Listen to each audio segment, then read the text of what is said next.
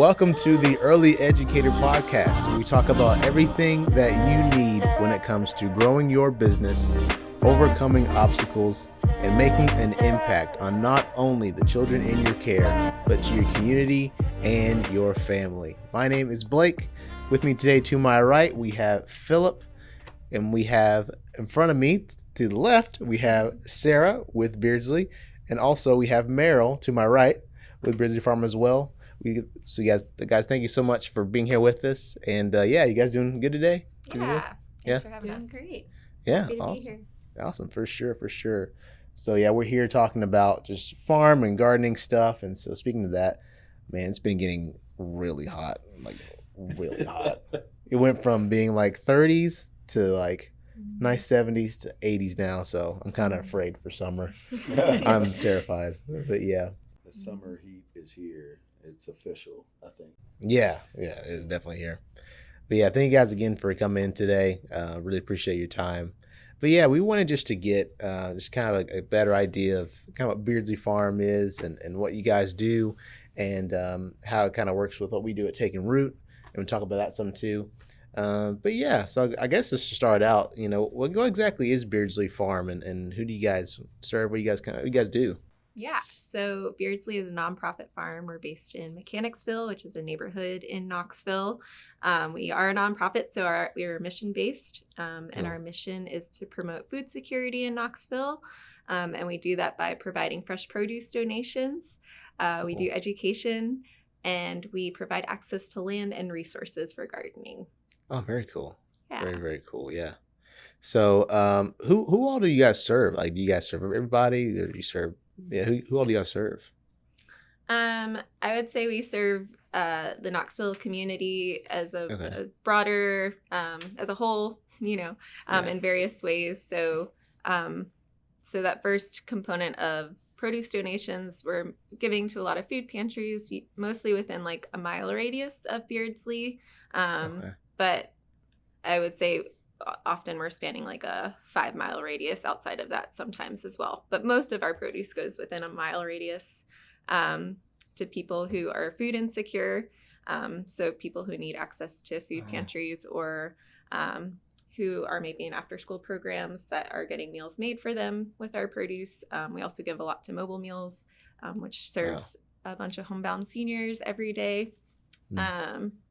So yeah, mostly generally folks who are food insecure in Knoxville. And then the education components we're serving. We host a lot of field trips. I'm the education coordinator at Beardsley. So I see a lot of Knox County school students that come through the farm. Meryl works with a lot of Knox County school students on a regular basis. And I do a lot of outreach as well with like adults. In offering different classes to organizations that are asking for classes. And then we also serve a lot of KCDC housing. We have a lot of community gardens placed at those housing facilities. So yeah, we're serving a lot of different folks in different ways. Yeah, no joke, yeah. And the School Gardens program has partnered with the Community Schools Initiative. So we work mostly just at schools that have community schools in them. So they're all low income and Title I schools. Okay. Well, that's awesome. Yeah, do you guys have a garden program for the school? Do they have actual garden, like raised beds or in-ground gardens there at the school, greenhouses, anything like that? Yes, at both of the schools that I work with and the Western Heights Boys and Girls Club, we have gardens there. It's a little different just depending on the school's context. So at a couple of the locations, we have raised beds. And then at South Knox, we have a pretty big in-ground garden. It's maybe 6 rows that are 30 feet long. And there's like a big shed, and we actually have a lot of stuff going on there. There's some more raised beds and all kinds of stuff. So, but it depends a little bit on how much the schools are able to maintain outside of what we do. But we do a lot of the maintenance for the vegetable gardens, and we go there weekly and water and take care of it so that the gardens are ready when the teachers want to use them, but teachers don't get paid a lot and don't get a lot of free time, so we don't want them to have to use up all of their free time maintaining the garden. That's what I was going to ask. How do they maintain? Granted, I know we're about to enter summer months, and that's the growing season, so how do they maintain? The maintenance, would that be up to the school or Beardsley with your program? Are you pretty much doing the majority of the heavy lifting, or I know the kids have some buy-in. So how does that work overall? Is it like overall maintenance, like watering, weeding, just caring for the gardens? So the reason that Beardsley started this school gardens program is that there were a lot of schools that were interested in having gardens, but they had this maintenance problem, and especially a summer maintenance problem. And so we do most of the heavy lifting in regards to maintenance, but we have a lot of different contexts that we operate with in the schools, but we do after school programs. And then during the summer at South Knox, they have a Boys and Girls Club that operates out of the school. So we also go there and do programs every week during the summer. So the kids do a lot of the work. They help us water and weed, and especially during summertime, we start every class with chore time, and they pick 6 weeds and use empty 1 full watering can, and usually go pick their favorite plant in the garden for the week. So the kids help us a lot. But if the schools aren't open over the summer, we do just go over there and water so that stuff stays alive. Okay. Oh, cool. Well, yeah, that's awesome, though. So I guess you guys kind of already touched on how you guys engage with the broader community. So are there other partnerships and kind of collaborations that you guys have formed to kind of help you guys with what you guys are doing? Yeah. So I think I mentioned KCDC is a big one where we have garden sites at those residences. But we also, I didn't mention, we do biweekly distributions. We partner directly with Bridge. In one of the distributions we do biweekly distributions with Bridge Refugee Services. They're a nonprofit agency that's supporting folks who are resettling here in Knoxville. They're also based in Chattanooga.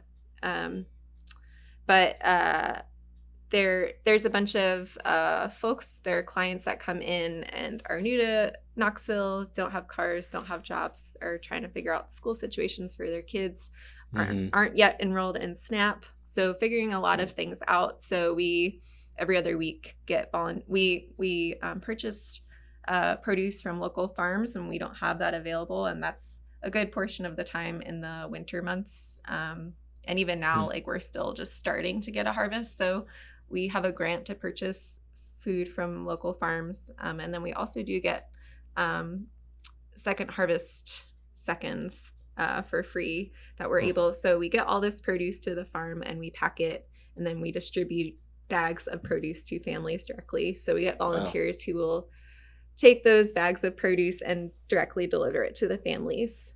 So that's a major partner is Bridge. And then Second Harvest and these local farms that we're supporting for that program.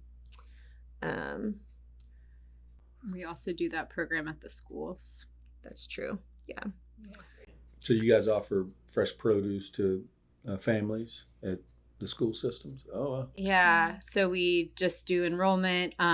Like I said, both of the schools we work at are low-income Title I schools. So anyone that wants to gets to sign up, and we're doing one this week, but we will package the food and then take it there and hand it out.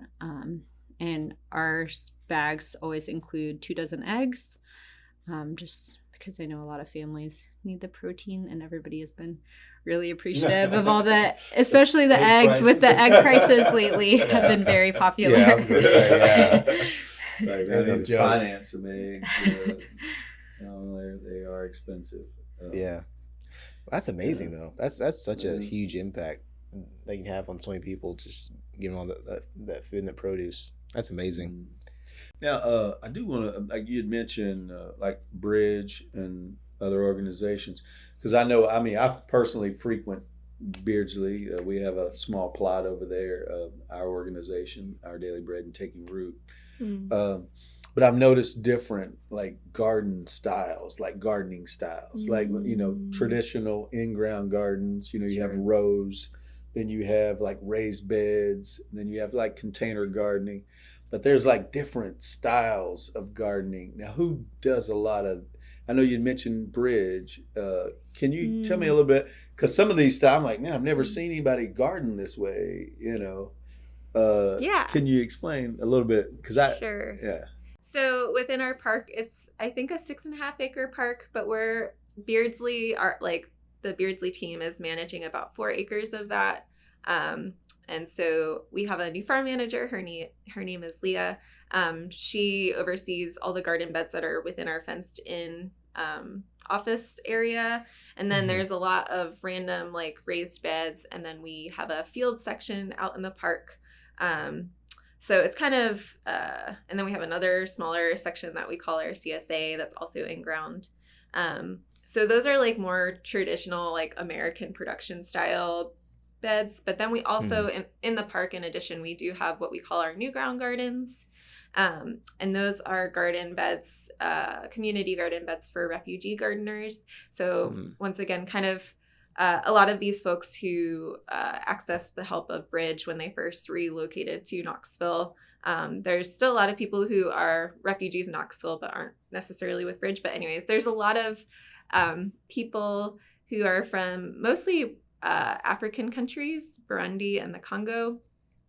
And they've come to the United States and they don't have access to land. And are living in apartments, but they have all of this knowledge on how to grow their own food. And there's also all these culturally appropriate foods that they want to eat that they can't find in an American grocery store.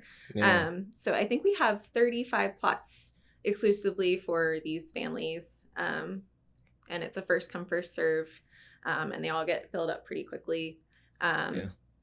So that style that you're seeing, which is a good portion, we have you'll notice it when you come to the farm. These African folks are growing in a way that they're really utilizing the space really well, and they're growing a lot of beans, corn, squash, this thing called langa, which is amaranth greens, and then they grow this eggplant that they call ntore, or an African egg, or a African eggplant. It's also called a garden egg. It's like the same size as like a chicken's egg that you would eat, and you harvest it when it's white. I've never heard of that. That's pretty cool. Yeah, it's amazing just to see the style. Yeah. And they just really seem to maximize the space. For sure. And they know how to capture water. I mean, it seems so efficient. Because you go there, and plants are so high, and then you go back a few weeks later and you're just like, whoa. And then they're great gardeners. I mean, it's just awesome. Yeah. It's amazing. And a lot of times too, I'm not 100% sure. I don't think that's like plowed land. That's generally just by hand, and they pretty much work it all. We will originally offer, so in the very beginning of the season in March, we will till it for them just to kind of get that prepped and get all the bits of debris that were left in the beds from the previous season out. But yeah, most people are in there whacking with this giant hoe and getting their land prepped by themselves. But yeah. Oh, it's amazing. It is amazing. Okay. I just thought I was going to bring that. I just want to talk about that. That's a good thing to bring up. Well, that's awesome. Yeah. It's not like Billy's got a lot going on, serving a lot of people. That's amazing. And so I know you guys work with us with the Taking Root. And so Philip, I guess for people who may not know, what exactly is Taking Root and Taking Root together, I should say. And how do we kind of come together to help kind of reach this common goal of serving children, helping them understand where their food comes from? Taking Root together is a farm to early childhood education initiative.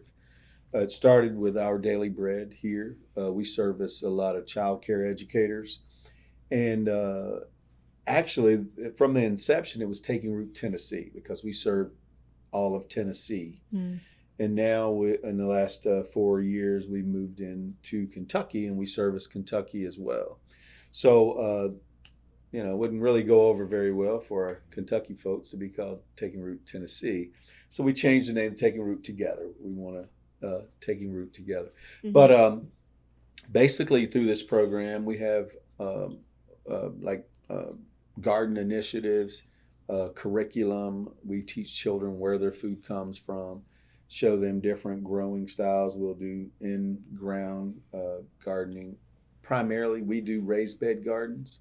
This year is something new that we're doing, which is container gardening for those that just don't have the space, to do a raised bed garden. And we can also broaden our footprint to serve more educators. So actually, the program started in 2015, and we're in our 8th year, and it pretty much started with the help of Beardsley as well, because I didn't know much at all about gardening. We would go to Beardsley I would do like the work days and try and learn a little bit more about that. And you guys had a great director there that really helped out a lot, and really showed me a lot about gardening, the importance of kind of growing your own food. If you've never grown your own food, and that's one of the things that we try to introduce to the children and the child care educators that we work with. A lot of children just assume that their food comes from a grocery store or restaurants or whatnot, and just to actually see something growing. And children are more likely to try food and even like the taste of a food if they play a part in growing it. So this was something that we said, this is our wheelhouse. We have access to these children, and so that's what we've been doing for the last 8 years, and it's been phenomenal. That's great. And so, like you mentioned too, I think one of the cool things about Taking Root Together is yes, we originally, the main goal is for children to be able to try foods they don't necessarily try, but then we have educators, adults who try these foods and they, stuff they never tried. So I think it's really cool. Mm-hmm. I guess, from, Taking Root, or from what you guys do with Beardsley, if you guys have any like awesome stories that you guys have, or funny stories even, of the kind of experience you guys have with seeing like children or even like adults who have been impacted by the programs you guys do? So one of my very favorite stories is, it was my very first cooking class, and I was a little nervous, but I had kind of a small group that day. I had about 6 kids. These are elementary school kids. And we went out to the garden and harvested cabbage from the garden, and we brought it inside. And I just brought an Instapot, and we were just going to saute it. Only had oil and salt. So the kids helped chop it up. They put it in there. They're stirring it. So we got done, and we put it on their plates. They ate all of it, and they loved it so much that they were like, can we please go get another? And they went and got another cabbage, did the thing again, and then they ate the whole second cabbage, and then they were ready for a third. And I was like, we're running out of time. But they loved that cabbage. And then one of my other very favorite stories from this year is we started doing garden recess, and there's a student who actually was part of that cabbage tasting class, my first one, and he was hesitant to try. He's always been pretty hesitant to try things. He has a lot of, opinions about foods, and he's kind of a picky kid. And so this year he came up to me, and he was holding this kale leaf, and he had taken a bite out of it, and he was very proud. He had this big smile on his face. He's a 4th grader. And he said, last night I was throwing this big fit for my parents, and I just would not, I I was throwing a big fit. I was very upset because they were trying to make me try a new food and I would not try it. And he was just telling me the story about how angry he was at his parents for making him try a new food. But then he was like, but here I am in your garden trying a new food.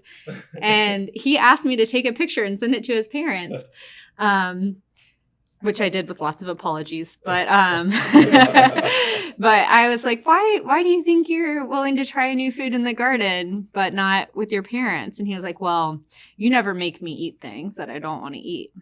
Which I was like, that's true. We're very my new way of encouraging kids to try it is I'm like, well, we have like a little rating sheet with the different stuff. So I'm like, you don't have to try it, but if you don't try it, then you don't get to fill out the sheet. So that's smart. So anyways, and also I think because he, helped water and weed it and pick it, and he sees all these other kids trying the kale and liking it, there's just a lot less pressure than your parents sitting there staring at you, telling you to eat your dinner. But I was really excited and happy for him because it has taken him a while, but there he was eating raw kale out of the garden. Yeah. That's the best. Yeah, I know with taking root, I mean, we got so many stories, but it's amazing how you go and you introduce these garden initiatives. Like we go and we'll do a raised bed for a site, and then you go to the site and it's announced when we're coming, and their team's ready, the school's ready, the kids are ready, and believe it or not, they'll have parents there that are involved. So now you're able to engage with the parents, and a lot of parents are like, well, she's been wanting a garden or he's been wanting a garden. I think I'm gonna go ahead and do one. Now you're really getting some buy-in from them. But then as the garden grows, the kids are trying different foods. They're, like you said, they're watering, they're taste testing things they never ever would.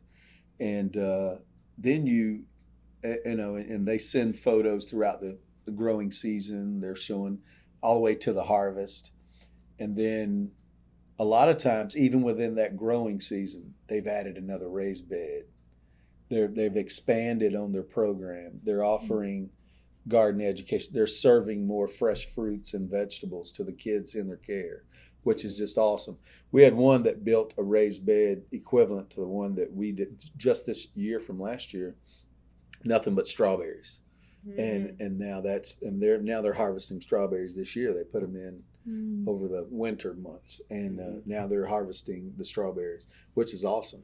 And the kids get to experience. I don't know if you've ever tried a straw, man. It's nowhere close to the ones you buy in the grocery stores. We're thankful for the grocery stores, but I'm saying it's amazing the difference. But we have so many different stories where kids have sensory issues and different different phobias of soil and getting dirt. I mean, it's just a lot, and how that garden just opens up a new world for a child. It's amazing. Yeah, it's especially nice when we have one in our backyard. And our problem right now with our strawberries is both of our kids, if they see one that's grown, they'll just take it off and eat it. So we never get to bring it in the house. And so brings it out there. She sees part of a strawberry gone. Where's it at? Do you guys eat it? Yes. And so they keep eating it. But what's cool too is even with stuff we grow, with our kids, if we grow something and they try and they don't like it, they're like, yeah, I don't like it. But since they're part of growing all the food, and they help us water it and plant all that they try it over and over and over. Like these stars do, they'll try it again and again and again. So I think it's another advantage. Even if the kids didn't like it the first time, I think they're way more likely to try it again, especially if we see we keep growing it, taking it off, and we're eating it ourselves. Yeah. So I think it's really cool. But yeah, it was a funny story. Yeah, that, and we had to teach our daughter that grass was not a food at first, because we see her pick it off, and then later she would just grab some grass on the ground, so good. It's so good. But if it's onion grass. Yeah, I'm going to yeah. Flavor, Yeah, but it's pretty funny.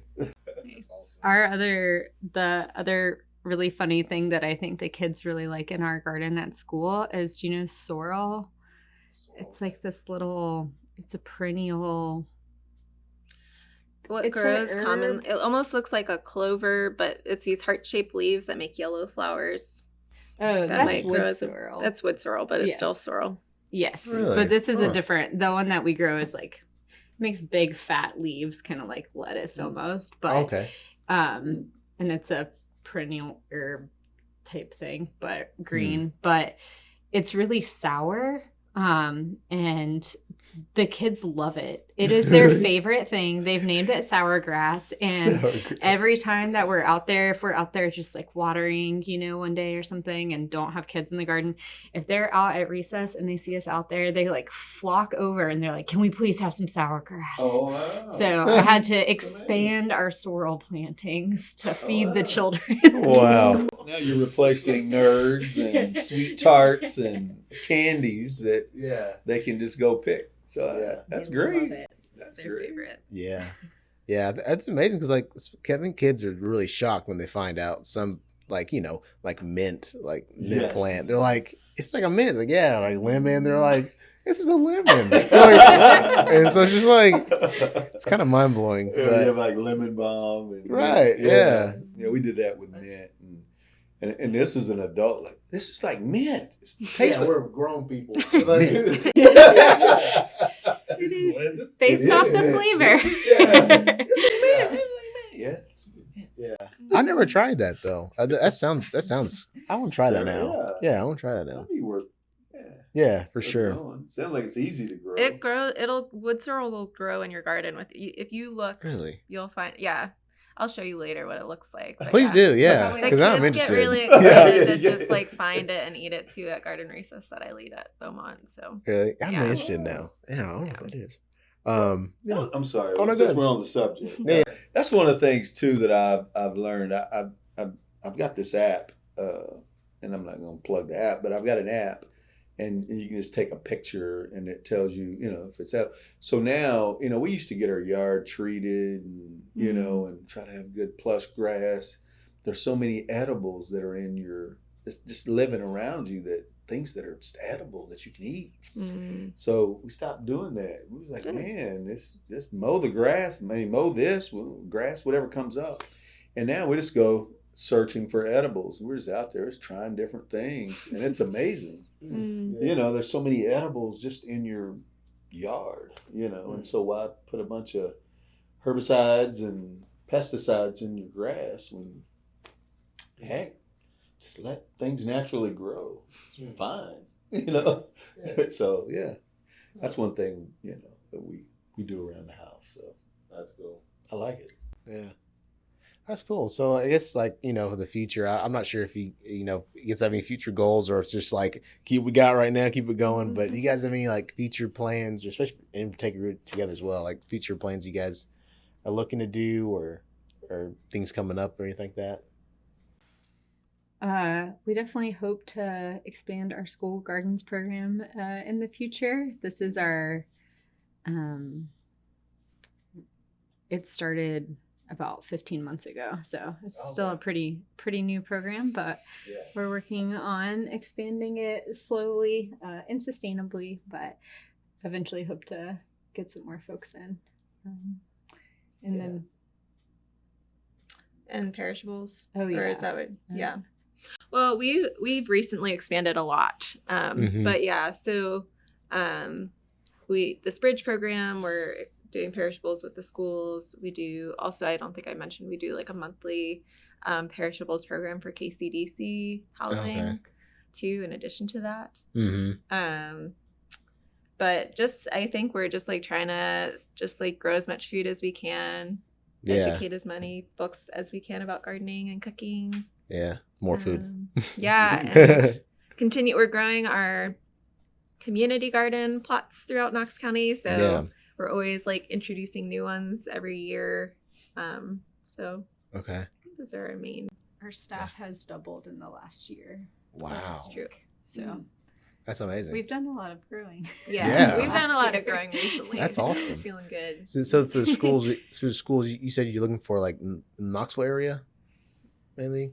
Yeah, so this program that Meryl leads, like the Schools Garden, she's at Dogwood and South Knox. She's managing those two. It would be really sweet if we got more Knox County Public Schools and got a different Meryl to lead that programming at different schools as well. Okay, yeah. We'll keep that in mind for sure. Knoxville schools, you hear that?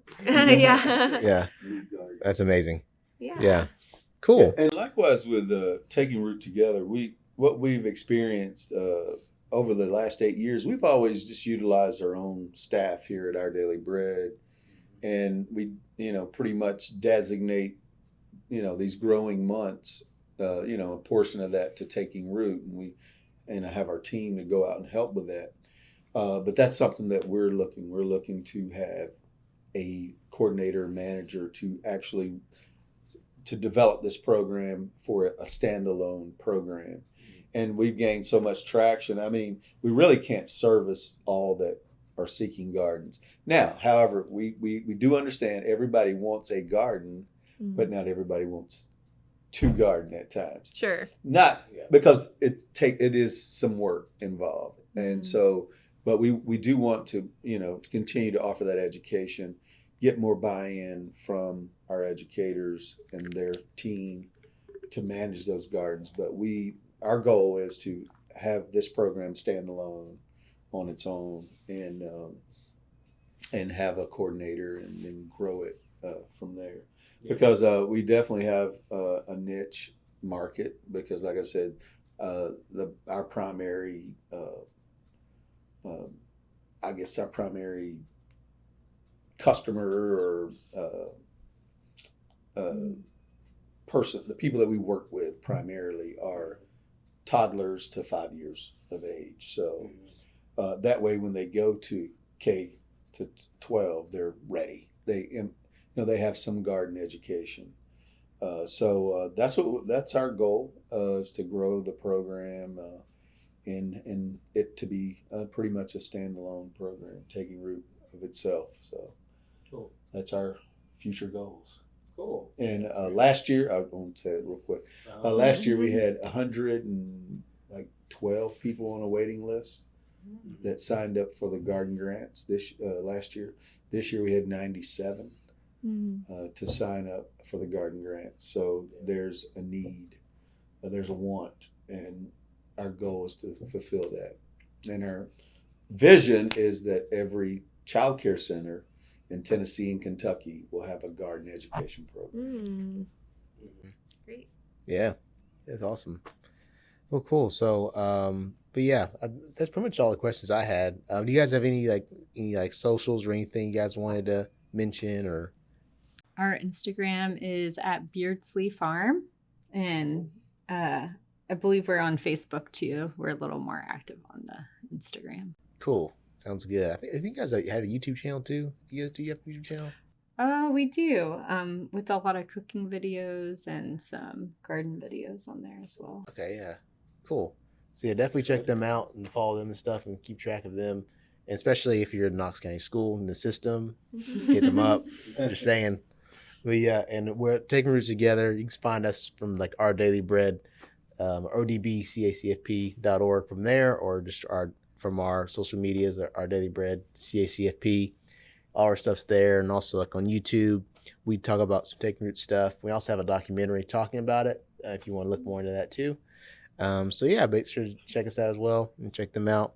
And yeah, it's basically all I got. Is anybody else have anything they want to mention or anything? Good.